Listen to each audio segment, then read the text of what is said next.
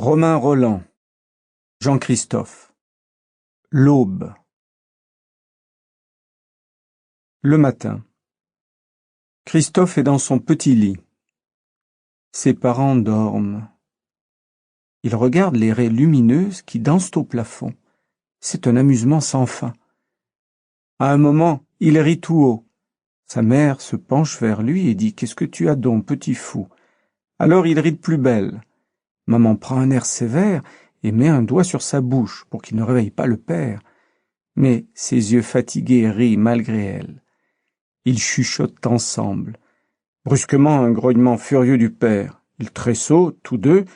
Maman tourne précipitamment le dos comme une petite fille coupable. Elle fait semblant de dormir.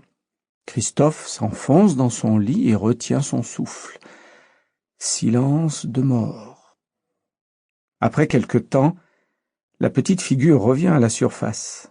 L'enfant chantonne tout bas, puis moins bas, puis tout haut, puis très haut, jusqu'à ce que la voix du père crie « Cet âne-là ne se taira donc jamais ? Attends un peu, je vais te tirer les oreilles !» Alors Christophe se renfonce dans ses draps et il ne sait pas s'il doit rire ou pleurer. Mais l'idée de l'âne fait rire. Du fond du lit, il imite son braiement. Cette fois, il est fouetté. Il pleure. Qu'est-ce qu'il a fait? Il a si envie de rire, de se remuer, et il lui est défendu de bouger. Un jour, il a entendu dans la rue un chat, un chien, quelque chose de curieux. Il veut descendre l'escalier pour voir, mais la porte est fermée. Pour l'ouvrir, il monte sur une chaise, tout s'écroule, il se fait très mal, il hurle, il est encore fouetté. Il est toujours fouetté. Il est à l'église avec grand-père. Il s'ennuie.